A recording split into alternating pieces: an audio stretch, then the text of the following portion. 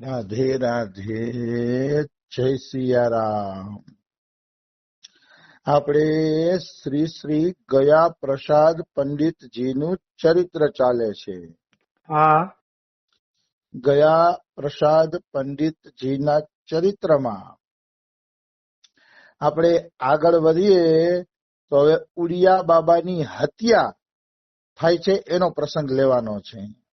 હા હત્યા તો સંતની એ તો બાહ્ય કારણ છે, પણ હત્યા શબ્દ એટલે પ્રયોગ કર્યો કે આવડા મોટા મહાપુરુષને હત્યા કરીને મારી નાખવામાં આવ્યા. હા ઉડિયા બાબાને, જો કે આવા શબ્દ પ્રયોગ સંત માટે ન કરાય, પણ હું એટલા માટે આવા શબ્દ પ્રયોગ કરું છું કે સંસારને કઈ ભાન છે કે હું કેવડા મોટા મહાપુરુષને નષ્ટ કરી નાખું છું. બિલકુલ.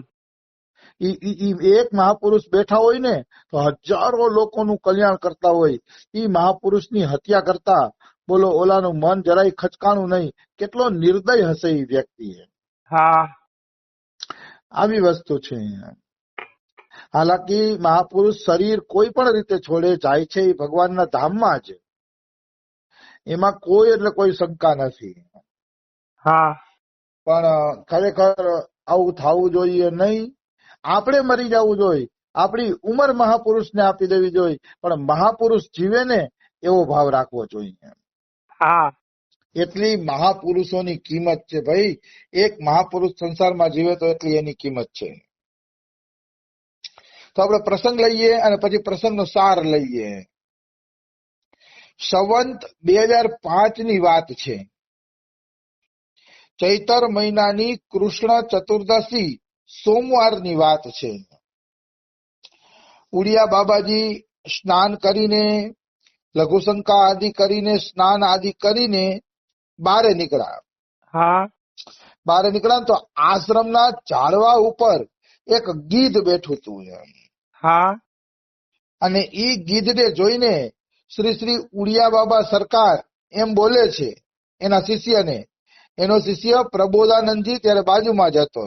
હા તો એને કીધું, प्रबोधानंद देखो सामने के वृक्ष पे आज गीध बैठियो है, ऐसो लगेगो कि अब यहाँ शमशान बनेगो. મતલબ પ્રબોધાનંદ સામેના ઝાડવા ઉપર ગીધ બેઠું છે, મને એવું લાગે છે કે આજે આપણું આશ્રમ છે ને શમશાન બનશે. હા આવી તો ભવિષ્યવાણી એને કરી જ દીધી હતી. એને ખબર જ હતી કે હું જવાનો છું હવે. હા એટલે આવી ભવિષ્યવાણી એને કરી જ દીધી હતી કે આશ્રમની ઉપર ગીધ બેઠો છે કે, અને ગીધ બેઠો છે એટલે આજ આપણો આશ્રમ શમશાન બનશે. હા અને પછી હાથમાં રામચરિત માનસ લઈ અને ઉડિયા બાબા ગાવા માંડ્યા.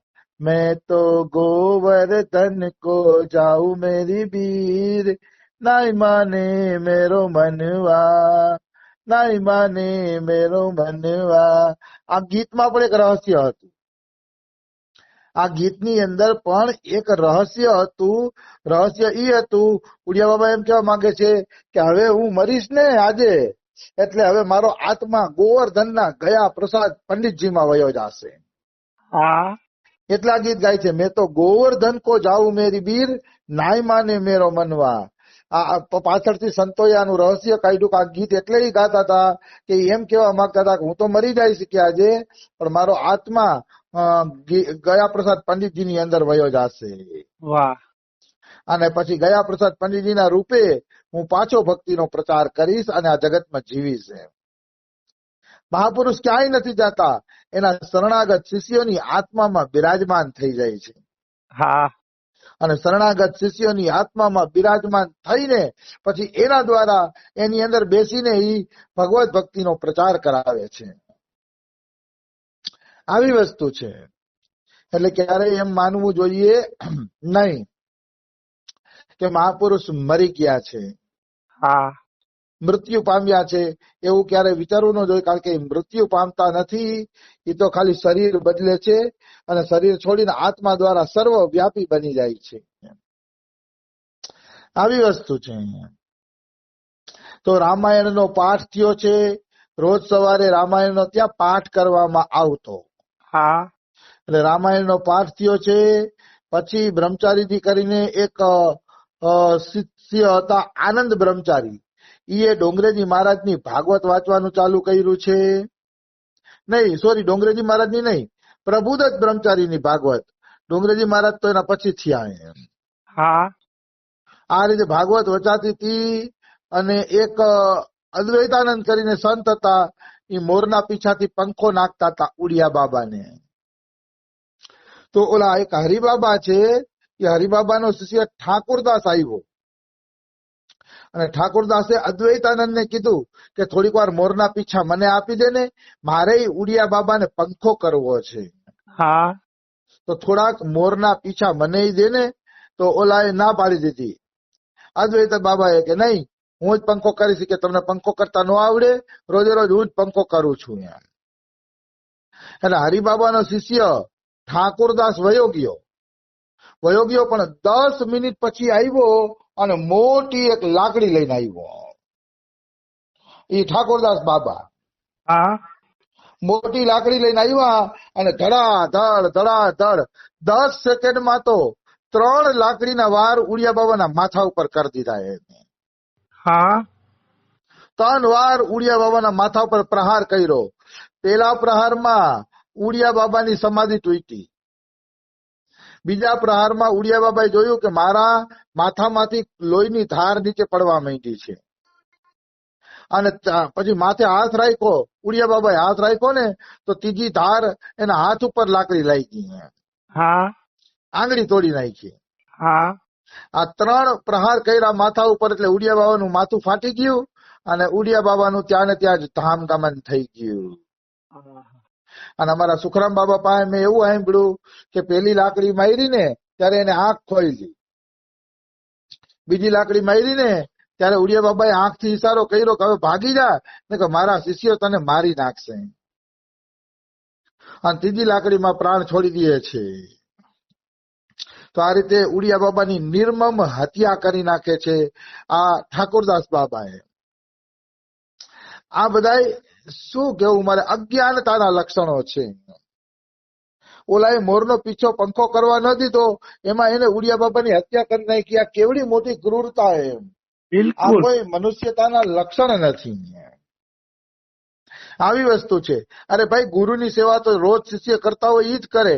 આપણે થોડું એમાં ઘૂસવાનો પ્રયત્ન કરવો જોઈએ. આપણે આવડે વરી શું સેવા કઈક આવતા હોય ત્યારે. હા એટલે એવો ખોટો ઘૂસવાનો પ્રયત્ન કરવો જ ન જોઈએ. અને જે નિયમિત સેવા કરતા હોય ને કરવા દેવી જોઈએ. કારણ કે નિયમિત સેવા કરે ને હરખી રીતે સેવા કરે. બિલકુલ તો ઠાકોરદાસ બાબાને મોરનું પીછું હવા નાખવા ન આપ્યું, તો એને ઉડિયા બાબા ઉપર જ ગુસ્સો આવ્યો. નકર ઉડિયા બાબા તો કાંઈ બોલ્યા નતા એને. હા અને એની ઉડિયા બાબાની એને હત્યા કરી નાખી. આવી વસ્તુ છે.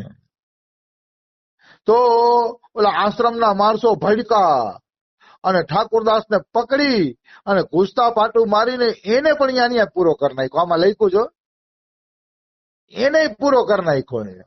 હા કારણ કે આવડા મોટા સંતનો અપરાધ કરે, એ અપરાધી વ્યક્તિ બચી ન શકે. એ વ્યક્તિને પણ ન્યા જ એને પૂરો કરી નાખવામાં આવ્યો. હા એટલે ઈ પણ મરી ગયો અને ઉડિયા બાબાનું પણ ધામ ગમન થયું. પણ હવે અહીંયા આપણે ચર્ચા કરીએ કે આ મહાપુરુષ હારે આવું શા માટે. હા તો હું એમ કહી શકું કે આ તો કેવળ અને કેવળ લીલા છે. કેવળ અને કેવળ લીલા છે. કઈક મહાપુરુષ અકસ્માતમાં મરી જાય. નારાયણદાસજી ભક્તમાલી બક્સર વાળા મામાજી મોટરમાં જતા હતા, અકસ્માતમાં ધામ પધારી ગયા. હા કૃષ્ણદાસ અધિકારી અષ્ટ સખાનો અવતાર હતા, એ પાણીનો કૂવો જોવા ગયા અને કૂવામાં પડીને મરી ગયા. હા ઉડિયા બાબાની હત્યા થઈ. તો આ બધું શું છે? આ મહાપુરુષ હારે આવી ઘટનાઓ કેમ? તો કે ભગવાન દેખાડવા માંગે છે કે મારો ભક્ત કોઈ પણ અવસ્થામાં પ્રાણ છોડે મારી પાસે જ આવે છે. એ દેખાડવા માટે ભગવાન આવી ઘટનાઓ ઘટાવે છે. વાહ રે વાહ. જો બધાય સાધુ પથારી ઉપર પડીને જ મરે, બધાય સાધુ 100 વર્ષના થઈને મરે, તો આખું જગત ભજન કરવા માંડે ને ભગવાનની સંસારની ફૂલવાડી ઉજળી જાય. એટલે ભગવાન માયાનો પડદો રાખે છે. કઈક એક્સિડન્ટનું બાનું બનાવે, કઈક હત્યાનું બાનું બનાવે. બાના એવા બનાવે છે કે વિશ્વાસુ માણસ જ આગળ વધી શકે અને અવિશ્વાસુ પાછા વળી જાય. ઈ જ તો ભાઈ ભગવાનની માયા છે. અને સત્સંગ એવી વસ્તુ છે કે એ તમારો વિશ્વાસ કાયમી માટે વધારી રાખે છે કે નહીં, ઘટના ગમે એ ઘટી હોય, ઈશ્વર ભક્તોને જરૂર અપનાવે છે. હા એટલા માટે જ સત્સંગની જરૂર છે. સત્સંગ નહીં હોય ને એને અસરતા આવી જશે. અરે મહાપુરુષો આ રીતે મરે છે તો હવે ભગવાન આપણી શું રક્ષા કરશે? ખતમ થઈ ગયું એનું ભજન. જેને આવી શંકા કરી એનું ભજન જ ખતમ થઈ ગયું એમ માની લ્યો. પછી એનું ભજન આગળ વધી શકતું નથી. હા તો આવી વસ્તુ છે. એટલે કહેવાનો ભાવ શું છે? કહેવાનો ભાવ ઘટના ગમે એમ ઘટે પણ આપણો વિશ્વાસ હલવો જોઈએ નહીં. હા વિશ્વાસ આપણો એવો ને એવો જ ગોવર્ધન પર્વત જેવો અડગ હોવો જોઈએ. તો શ્રી ગયા પ્રસાદ પંડિતજીને ખબર પડી છે ગુરુજીના ધામ ગમનની, એટલે એમને ભારે અફસોસ થયો છે. કારણ કે ગયા પ્રસાદ પંડિતજીને તો ગુરુ પ્રાણથી પણ વધુ પ્યારા લાગતા હતા. હા એટલે ગયા પ્રસાદ પંડિતજીને બહુ જ મોટો અફસોસ થયો છે. ગયા પ્રસાદ પંડિતજી વૃંદાવન આવ્યા છે અને એને 2-5 દી પહેલાની વાત યાદ આવી ગઈ. ઉડિયા બાબા એને કહેતા હતા કે પંડિતજી મારું વૃંદાવનમાં મન લાગતું નથી, હવે મારે ગોવર્ધન આવવું છે. હા એવું શ્રી ગયા પ્રસાદ પંડિતજીને કહેતા ઉડિયા બાબા, અને ઈ જ કરી દેખાડ્યું એને કે આ દેહે નહીં પણ દિવ્ય દેહે ગયા પ્રસાદ પંડિતજીમાં હમાઈને ઈ ગોવર્ધન આવી ગયા ઉડિયા બાબા. વાહ અને ઈ ચિન્મય દેહે પછી ગયા પ્રસાદ પંડિતજી માં રહીએ છે. અને વાતે સાચી છે, કારણ કે ઉડિયા બાબાના કેટલાય શિષ્યો છે પણ ગયા પ્રસાદ પંડિતજી જેવા પ્રખ્યાત કોઈ નથી થયા. હા આવી વસ્તુ છે.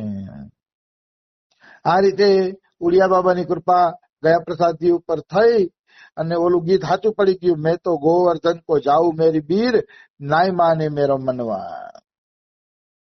આવી વસ્તુ છે. તો આ સંતોના જીવન લીલાની કથાઓ છે, એમાં શંકા ન કરવી જોઈએ. દાખલા તરીકે હું તમને વાત કરું, કૃષ્ણદાસ અધિકારી કરીને એક વિઠ્ઠલનાથજી વલ્લભાચાર્યજીના